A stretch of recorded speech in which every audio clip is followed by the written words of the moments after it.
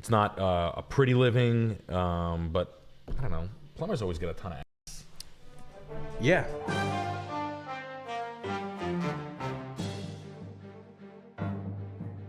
We got ZAZA with the 25 bucks. Hey guys, my younger brother wants to work in the trades. Just graduated high school and wondering, does he need to go to trade school? Best trade? Plumbing. Community college? Any resources on that? Thank you. Yeah, man. I would talk to your best plumber. I mean, plumbers are going to be the highest demand, shortest amount. There are no plumbers out there. I mean that. See, I was talking to my plumber. My neighbor owns a huge plumbing company. Does very well for himself. He runs a small shop, but he does like he's very high end. He does all right. And I was talking to him about this nobody. He can't hire apprentices for $40 an hour, and just kids don't want to do it. And you guys are crazy. I'll go end to end on that. Homeowners would gladly pay $300 to get their toilet fixed. You fix it in an hour. It doesn't matter. That's how they make their money in plainest terms. But plumbing and electrical work is. I mean, those are the common and basic, but plumbing is like 3-to-1 to electrical, and then so on. But there's a lot of rules that plumbers over as far as apprentices and journeymen and whatnot. But yeah, I think you should. I really, really do. It's not a pretty living, but I don't know. Plumbers always get a ton of ass. Yeah. I heard like a nerd being like, "Dude, stop telling people to go in the trades. They should go into finance, crypto finance, or something." I was like, Forex. Nah, trade, dude. The trades is like, yeah, no, they do fine. They're not usually. They're needed. Yeah, they come in and out. Like, and when you want to stop doing a trade, you can fucking stop doing a trade. You can go do whatever you want. Swoltergeist with the 20 bucks. Hi Nick, electrical engineer here, looking for a side hustle. Short of a brand new product. I've been thinking of custom home automation and/or custom wire harnessing for cars/vehicles. Thoughts? Open to new ideas. Much love. I had a dude I went to high school. Shout out to the team at Best Buy, the dudes, the Geek Squad. Yeah, Alves. Mark Alves. Geek Squad. Nice guys. Nice guys. I go, why don't you guys start your own company? I go, I came here one time to buy a bunch of nerdy shit, and I was ready to you guys could have car salesmen are notoriously bad. We're called laydowns. Yeah, we're called laydowns.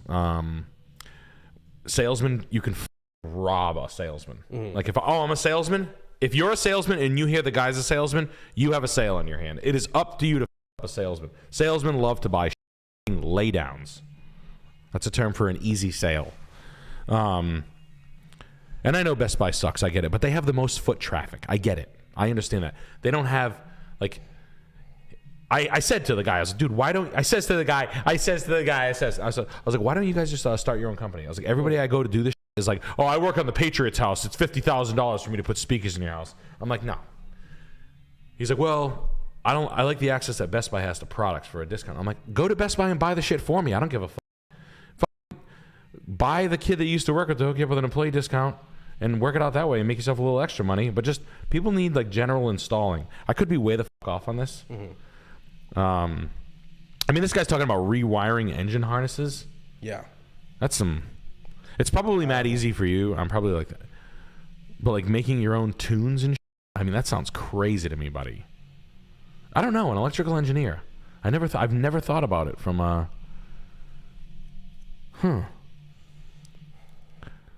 You'd be like a systems manager for a school or something. That'd be big. What's his question? Side gig. Side gig? Huh.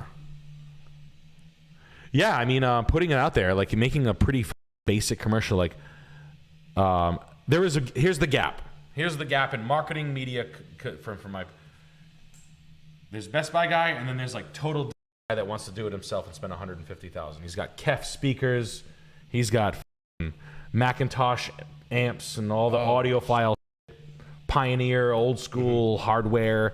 That guy wants to do a different thing, but there's just dummies who are like, hey, I want speakers by my pool. Yeah, I do that. I make speakers outside by your pool from your phone.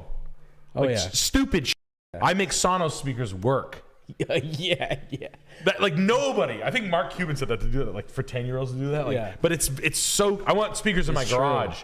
I want I want like a clean looking hung TV. You know how many people don't have clean hung flats? Oh, yeah. 0%, under 10% have a properly installed TV. Yeah. It's like simple. That's what I see missing. That's the gap. It's true. That's a really good point. I don't know, but you have to like get it across like Facebook marketing groups, like towns, and anybody trying to grow their business. You join the town Facebook marketing group, and you get the hens clucking. Yeah. Oh yeah. You get the mom. Oh, I use them. I use them.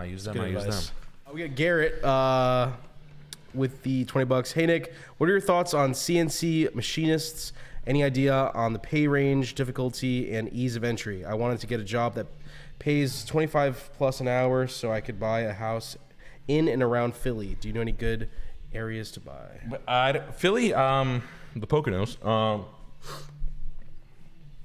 CNC machining, I don't know the industry enough, man. I don't know if it's being replaced by 3D printing or how good Chinese manufacturing is getting and their correspondence with agents. I mean, getting things manufactured overseas is getting like light years easier every year. It's compounding.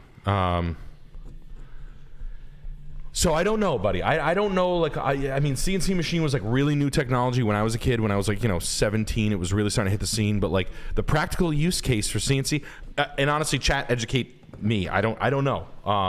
But I do know that it's getting a lot easier to make things overseas and get them shipped in samples and whatnot. With the honestly, I mean, they say we're in like a cold war with China, but I don't think the one-to-one relations from the people have ever been.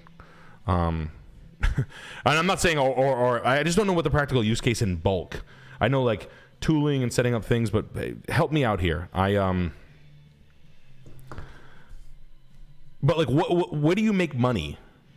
Where do you how do you make a lot of money with a CNC machine? Because one of my landlord has one at one of the studios that we rent, and he like made a board for me, and it looks like it was the first time he turned the machine on. I made it for one of the sets. I had him do some like relief cut for this grid wall, and I paid him like $200, and it was like a one time thing. So I just don't know. Honestly, I'm just a little green on it, buddy. So as far that's it, that's what I would be concerned with, like the most obvious practical use case in your region. And it's as far as a house goes, yeah. The key is just to save up. I mean, I think we're heading for a nice leg down. The key is cash, man. So it's not just an hourly wage; it's a side hustle too. It's a compounding, like sell line, be a maniac, take extra shifts, be a bartender, have a secondary gig, help your boys out that work construction for $200 on a Saturday. It's the I did. Shovel. I plowed snow. I had like 4 accounts that I would like plow cash that were like my own kitty, and I used to throw it in my get good at budgeting, setting yourself up, living lean, and so it's not just the wage. It is a component, but it's a multi-layered composition of problems that you're going into. But Godspeed. I work at Amazon, 22. I put a dollar sign in front of that. 22, and I'm a security guard making $20 an hour, getting paid to sit at a desk. Amazon offers online training for data entry and IT. Also pay for trades. I wanted to do data entry at security to make $3K weekly. Do it. So do data entry and security. If it sounds like you have the time and you've done a little bit of the research in it. Yeah. Yeah, and then just, I mean, without giving you a boring answer and not trying to be like a suck out and giving you a non-answer on that, like, yeah, do it, duh. If I was ever like offered a free training in something that I knew I was going to end up going vertical with, or I knew I was going to kind of stay with it for a little while, you take their free training, and then the whole time you have your head on a swivel and just trying to figure out like ways where you can pick up side work, other jobs, better jobs, higher paying jobs, keeping your ear to the ground as far as how the industry is going. But I mean, I got to be honest with you, some of these computer systems, anybody in that, dude, I sell cars, I see people's credit reports. Like, what do you want me to say? This is why I'm like this. Like, those jobs, you're going to be all right. Like, I'll tell you, there's other jobs that some people don't do that well. Real estate agents, you want to talk to a stroke, a tire kicker? I fucking hate real estate agents. They're the worst people. They're like big shots and broke and like that. But honestly, any like IT, systems analyst, security, And honestly, nothing special, and they're usually pretty, I don't know, they do all right. The jobs ain't going anywhere, it's seemingly. I mean, my best pal does it. Yeah.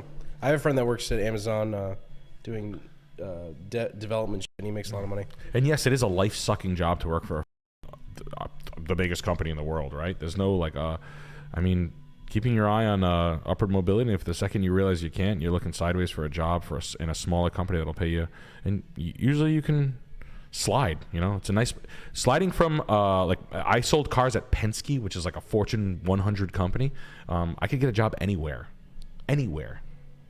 I can blow weed smoke into a manager's face and go be a manager somewhere. Don't want to do it, but when you're sliding from the top down, it's fucking nice. And that is a thing that happens whether you want to hear it or not. Like when you work for a big company, you can get a lot of jobs at smaller companies. And that's not the way I think, it's the way middle management thinks, because they're corny. Like a middle manager's like, wow, he worked at Amazon. Huh, wow, what a great hire I did. Yeah. Oh, wow, I'm bringing some of that Fortune 100 flavor to our little company and growing it. And he's going to take some of those big city tactics and bring them to our small company. I deserve a raise too. We got super turkey legs with $25. Good evening, gents. Question for Nick. I'm starting my own headstone business. I messaged you a video of the laser on Instagram. I hired an attorney, LLC formation, ETA October 30th. I'm 23. It's really overwhelming. Any tips to keep focus? Headstone business.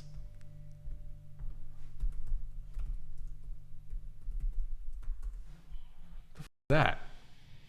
Custom made. Really? Tombstone.